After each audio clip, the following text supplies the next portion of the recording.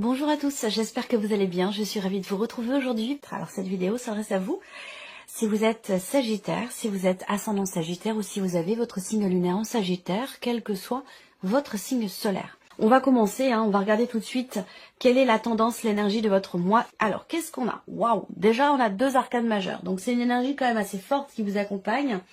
On a la papesse et l'arcane 13.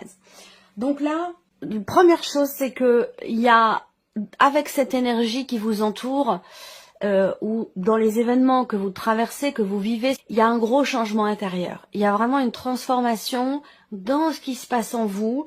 Ça peut avoir aussi un rapport avec une évolution spirituelle. C'est un mois important parce que là, on voit que on arrive au bout d'une situation où on a beaucoup gardé les choses en soi.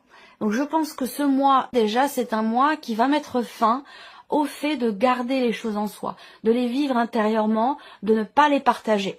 Par rapport à ce que je viens de vous dire en tout début de vidéo, avant de commencer le tirage, je pense ici qu'il va être question d'être dans le partage, dans l'ouverture, dans l'extériorisation, puisqu'on voit qu'ici avec l'arcane 13, il y a un changement profond par rapport au fait de garder les choses pour soi, de les cacher, de les intérioriser, d'être dans le déni ou de refouler aussi peut-être des choses qui sont ressenties. On va regarder ce qu'il y a de positif pour vous dans ce mois. On a le pape, la papesse. Il peut y avoir aussi ici un gros changement qui semble être quand même positif au niveau d'un relationnel qui est fort ou qui est très important pour vous. Ça peut être familial, ça peut être amical, ça peut être amoureux, ça peut être avec votre mari, votre femme, votre partenaire ou dans une dimension amicale ou familiale. Mais il y a un changement très profond, très important dans une relation intime quand même, une relation, un lien qui est quand même assez fort. Le côté positif là, c'est que je pense qu'il est question aussi, pour certains d'entre vous, de trouver ou de retrouver une certaine foi. Ça peut être religieux, ça peut être spirituel, ça peut être tout simplement aussi l'idée de retrouver quelque part confiance en soi. On peut avoir un aspect positif pour certains d'entre vous aussi ici, dans une relation avec quelqu'un qui est du signe du taureau. Donc, quelle que soit cette relation, ça peut être aussi un relationnel parent-enfant, ça c'est possible également. Le côté positif ici également de ce mois, peut-être dans une notion quelque part d'apprentissage. L'idée ici que ce mois vous amène à creuser, vous amène à vouloir savoir, à vouloir comprendre, à vouloir approfondir. Mais ça peut se situer aussi dans simplement la notion aussi de formation. L'idée de vouloir peaufiner, de vouloir apprendre. Il y a une soif ici d'apprendre. Et je pense qu'on a un aspect positif par rapport à ça. Alors, cette soif d'apprendre, elle peut être tout simplement dans le cadre d'une formation, d'un apprentissage, mais ça peut aussi être dans l'idée de vouloir aussi comprendre, de vouloir approfondir quelque chose. On regarde ce que vous allez avoir à dépasser, les Sagittaires, dans ce mois. Ce qui est à dépasser, c'est le jugement. Donc, c'est transmuter quelque chose.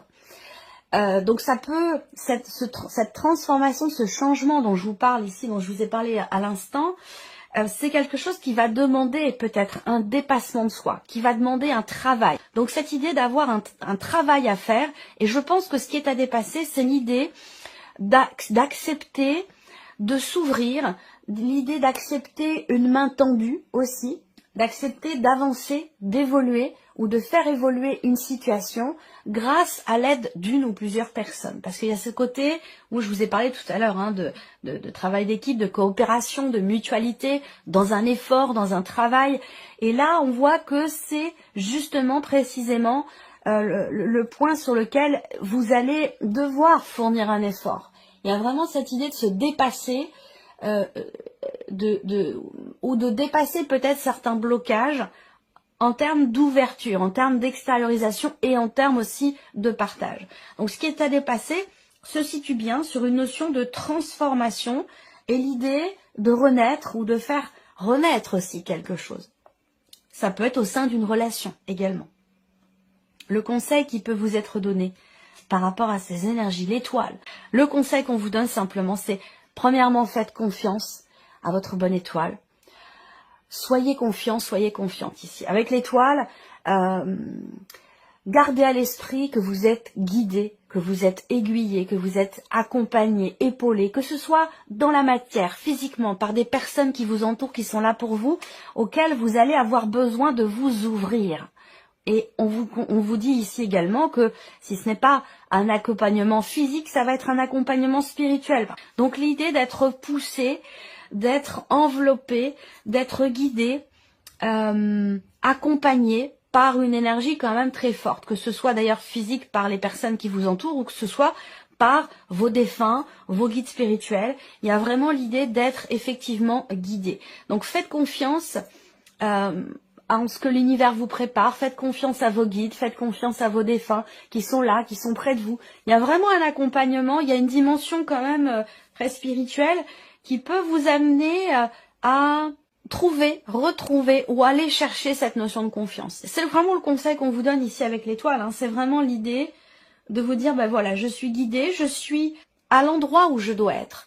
Là où je suis, au moment où je le suis, ben c'est là que je dois être. Voilà, c'est vraiment l'idée dans le conseil qui vous est donné, c'est de vous dire, je suis à ma place, je traverse ce que je dois traverser, ce que j'ai besoin de traverser pour évoluer, pour avancer, et j'accepte et j'accueille ces énergies avec confiance. Voilà. C'est quand même un tirage assez fort, hein. On continue. Votre énergie à vous, les Sagittaires. Non mais c'est incroyable. La tempérance et le fou. Pour l'instant, vous avez que des arcanes majeurs. Vous n'avez que des arcanes majeurs. C'est un mois intense. C'est un mois important. C'est un mois capital pour vous. C'est un mois où il peut se passer des choses quand même fortes et déterminante pour vous. Là, votre énergie à vous, la tempérance, c'est votre carte, c'est votre énergie, la tempérance, c'est l'énergie du Sagittaire, donc c'est votre énergie à vous qui est là. Et avec le fou, bah, j'ai l'impression qu'en fait, vous êtes aujourd'hui, vous vous préparez effectivement à entrer dans de nouvelles énergies.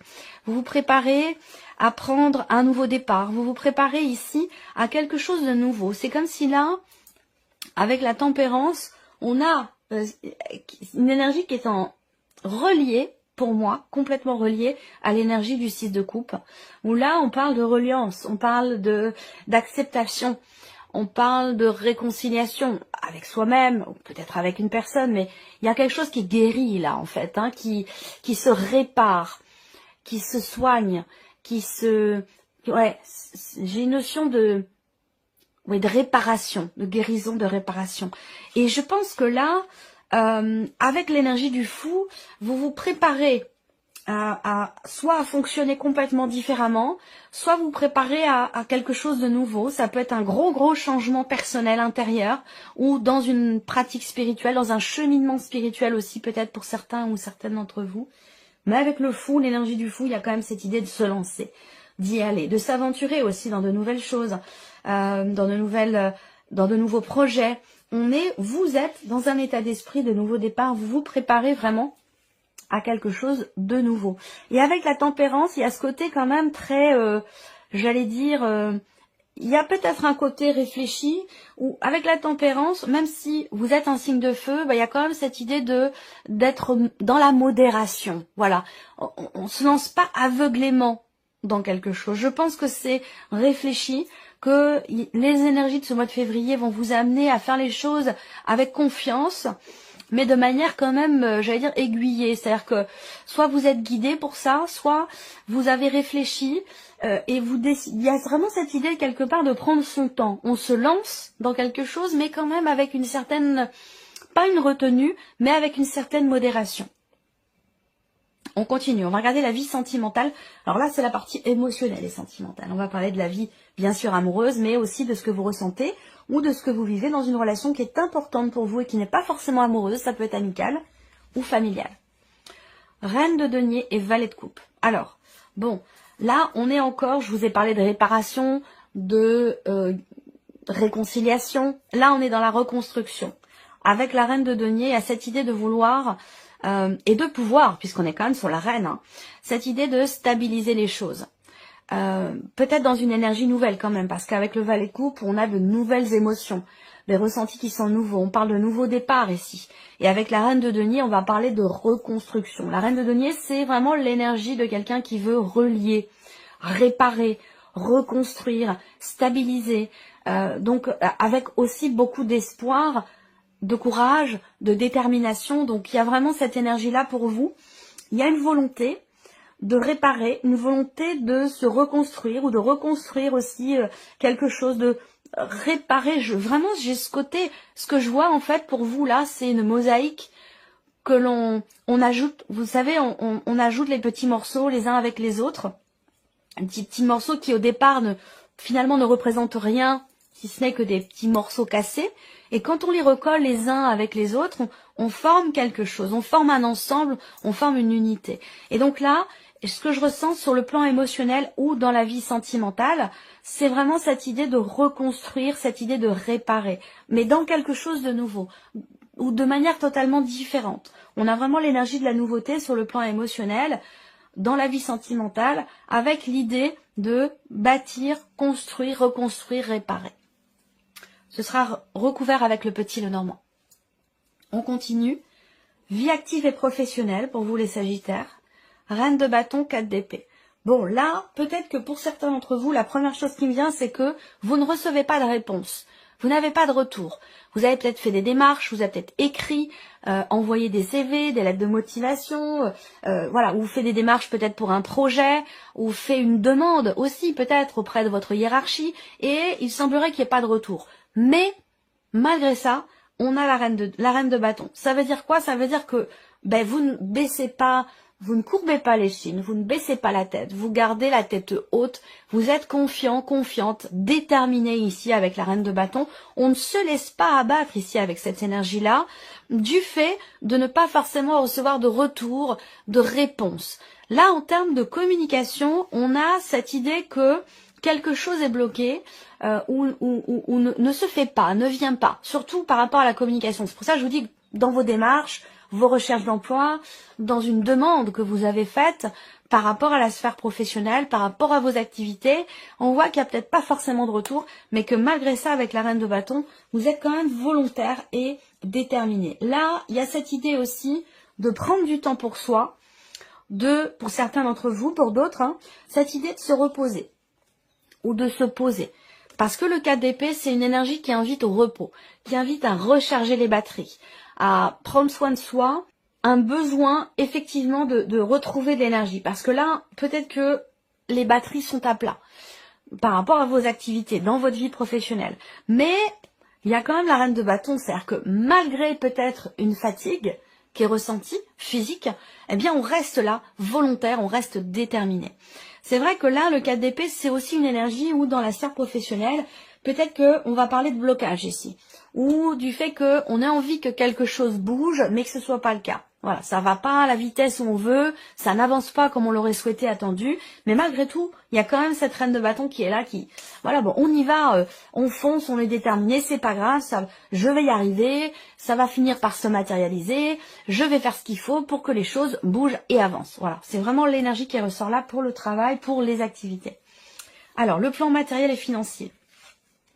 La justice et le 10 de coupe. Bon, alors là, déjà, tout ce qui est matériel et financier, si vous êtes en cours de procédure, en cours de démarche administrative, on voit qu'il va y avoir quelque chose qui réussit, quelque chose qui... Alors ça peut être une bonne nouvelle, ça peut être une finalité, ça peut être une fin de dossier, ça peut être ici, de toute façon, quelque chose qui vous est bénéfique, qui est très positif parce que ça vous apporte énormément de joie, de satisfaction dans une dimension ici administrative ou juridique, pour l'aspect ici matériel et financier. Ensuite, là, au niveau des finances, ou dans une dimension matérielle, la justice va représenter aussi quelque part une forme d'équilibre. Là, il y a comme quelque chose qui se réajuste au niveau financier peut-être. On arrive à retrouver une forme d'équilibre, on réajuste la balance entre les dépenses et les recettes, entre les rentrées d'argent et les sorties. On arrive à trouver une forme de juste milieu, une forme d'équilibre, et ça amène une forme de réjouissance quelque part ici. Il y a peut-être pour certains d'entre vous, dans le matériel et le financier, une compréhension ici, une compréhension la compréhension du fait d'avoir besoin aussi peut-être justement d'avoir besoin de réajuster quelque chose entre les rentrées et les sorties d'argent. On termine ici l'aspect spirituel, évolution personnelle et spirituelle, as de coupe et 9 de bâton. Bon, là on a c'est intéressant parce que l'as de coupe, vous voyez, c'est intéressant par rapport à ce que je vous dis depuis le début. Vous voyez cette coupe, elle déborde. Elle déborde, il y a ici cette eau qui jaillit comme ça, ici. Donc là, eh bien, on a quelque chose qui sort. Quelque chose qui est extériorisé, encore une fois, par rapport à ce que vous ressentez. Je pense que c'est un mois important parce que c'est un mois où vous allez pouvoir exprimer, extérioriser ce qui brûle au fond de vous, ce qui vous anime, ce qui vous met en joie, ce qui vous est important pour vous, ce qui vous touche émotionnellement. Il y a vraiment cette idée de l'exprimer ici. Et on a aussi le 9 de bâton. Alors là, le 9 de bâton, c'est étonnant parce que on a, dans votre évolution personnelle ou spirituelle, on a quand même ici l'idée, encore une fois, d'un renouveau, d'une renaissance, de quelque chose de nouveau. Mais à côté de ça, on a le 9 de bâton. Alors, est-ce que c'est par rapport à ce que vous faites, à la notion d'action pour votre évolution personnelle ou spirituelle? Parce que c'est lié aussi avec la vie active et professionnelle. C'est pas que le travail ici, hein, c'est ce que vous faites aussi de vos journées, ce que vous faites dans la notion d'action. On a le 4 d'épée aussi. Et là, on a le 9 de bâton. Donc, j'ai l'impression qu'en fait, peut-être que vous avez justement beaucoup fait, beaucoup entrepris, beaucoup agi pour vous-même, pour votre, dans le cadre peut-être d'une introspection, d'une remise en question, ou aussi peut-être aussi par rapport à un cheminement spirituel. Mais on voit que vous avez beaucoup fait et que il y a cette fatigue qui est quand même présente hein, sur ces deux points-là qui sont en relation l'un avec l'autre. Pour moi, je vois bien, je vois le fil là qui relie les deux. On voit qu'il y a une fatigue. Et en même temps, il y a un renouveau qui demande d'être en confiance. Vous êtes, vous, prêt ou prête à ce nouveau départ, quel que soit le domaine de vie qui peut être représenté pour vous dans cette énergie de renouveau. On a bien une fin ici, une transformation, fin de quelque chose, et vous êtes prêt, justement. Hein. On voit bien que vous êtes tout à fait aujourd'hui, vous êtes très réceptif. Voilà, vous êtes très réceptif. Dans cette dynamique ici de renouveau, de renaissance, que ce soit amoureux ou que ce soit par rapport à quelque chose qui vous tient énormément à cœur, on voit que vous êtes prêt, mais que quand même ici, vous allez avoir besoin aussi de penser à vous, de vous préserver, de vous protéger. Parce que ici, on voit bien qu'il y a, peut-être surtout sur un plan physique, on voit bien que sur un plan mental, émotionnel, vous êtes volontaire, déterminé, est prêt ou prête à cette énergie de renouveau, mais que physiquement, il y a une petite baisse de régime, il y a une petite fatigue qui fait que il va être question de faire attention à vous. Il va être question de prendre soin de vous parce que la détermination seule ne va pas forcément suffire. Vous allez avoir aussi besoin d'être fort physiquement, d'être en forme. L'un ne va pas sans l'autre, sinon à quoi servirait le fait de vivre incarné dans la matérialité si ça ne servait à rien. Donc il y a ce besoin, il ne s'agit pas de foncer. Il ne s'agit pas de foncer, mais il s'agit de faire attention à soi, prendre soin de soi, pour être totalement ouvert, réceptif et prêt à cette énergie de nouveauté qui semble vous tenir quand même beaucoup à cœur, cette notion de renouveau. Voilà. Alors, on continue, je vais recouvrir avec le petit Lenormand. On reprend ici émotionnel et sentimental. Sagittaire, émotionnel et sentimental. Des ressentis aussi forts, hein, des ressentis très forts. Encore une fois, j'ai une notion de réparation. Là, il y a comme deux éléments qui se rejoignent et qui se recollent, qui se réparent. Je ne sais pas pourquoi j'ai cette notion-là pour vous, mais ça fait plusieurs fois que ça me vient. Et ça recommence ici. Il y a cette notion de reliance, de réparation. Cette idée de recoller les morceaux. Que ce soit pour soi, par rapport à soi, en soi, ou peut-être aussi dans une relation. Jardin, ouverture, extériorisation. Ça vient confirmer ici ce que je vous ai dit tout à l'heure par rapport à vous-même, aux énergies qui vous accompagnent, votre énergie à vous. On voit bien que là, il est question d'extérioriser des émotions. Là, on voit que, pour moi, il y a un rendez-vous. Il y a un rapprochement avec une personne. On se revoit, on se retrouve on se rapproche. Ça peut être aussi une rencontre là, hein. Il peut y avoir effectivement une rencontre avec cette idée de vouloir peut-être refaire sa vie, mais il y a une volonté quand même de longévité, hein. Là on n'est pas juste dans la volonté d'une aventure ou d'une petite relation. Là il y a une volonté d'être vraiment dans le partage, dans la fusion et dans la construction, dans quelque chose de vraiment constructif. Peut-être que vous venez de rencontrer cette personne, et peut-être que là, il y a aussi, comme je vous le disais, un rapprochement. Donc il peut y avoir ici l'idée de se revoir pour se rapprocher ici. On se revoit dans une énergie complètement nouvelle. Ou alors on rencontre quelqu'un, et c'est pour ça qu'on a cette énergie de nouveauté aussi pour certains d'entre vous. Mais en tout cas, là, il va s'agir d'exprimer ses émotions, ses ressentis, ses intuitions. Parce que là, vous allez avoir des intuitions quand même assez fortes aussi, des ressentis très forts, par rapport à ce que vous voulez construire, réparer ou reconstruire. Allez, on continue, vie active et professionnelle. Ok, confiance, volonté, détermination. L'idée d'être fidèle à soi-même. C'est marrant parce que je ressens comme, par rapport à vos activités ou votre vie pro, il y a comme une ligne directrice. C'est comme si vous aviez, je sais pas, un but, un objectif. Il y a une grande détermination, une grande confiance ici. Par rapport à la vie active, à ce que vous avez à faire ou par rapport ou concernant votre vie professionnelle. Alors là, on peut aussi parler d'une notion de soutien. Il peut y avoir quelqu'un qui vous aide, qui vous épaule, qui vous accompagne dans certaines démarches aussi. Et c'est peut-être cet accompagnement, cette aide aussi, qui participe grandement à cette confiance que vous avez dans ce que vous faites ou dans ce que vous avez à faire. Donc là, on a un changement protégé, un changement positif. La cigogne, c'est vraiment la notion d'évolution, de progression. Et vous avez la clé au dos.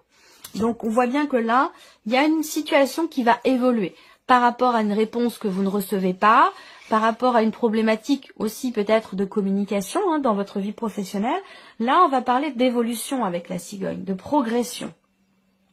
Il y a une notion de, oui, surtout avec le chien. Là, on va parler d'un changement bénéfique, d'un changement positif ou d'un changement protégé au niveau professionnel ou dans les activités. Il peut y avoir aussi, là, l'idée d'arriver à trouver quelqu'un qui peut vous... on va parler de quelqu'un qui peut vous aider pour des déplacements aussi. Trouver quelqu'un pour faire du covoiturage. Quelqu'un qui peut vous prêter sa voiture. Ça peut être aussi ça. Hein, vous voyez, quelqu'un qui est vraiment... Il y a vraiment une notion d'entraide, de soutien, rapport à un mouvement, rapport aussi à des déplacements concernant ou en rapport avec la vie active et professionnelle. Alors, on continue, le plan matériel et financier.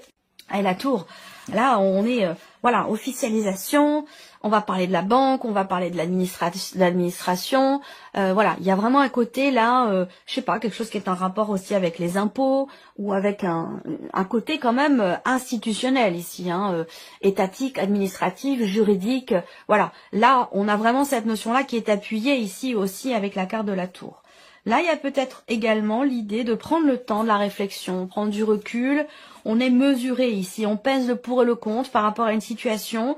On réfléchit pour pouvoir peut-être rééquilibrer un budget ou une situation matérielle ou financière. Avec le 10 de coupe, je me fais pas de soucis. Hein.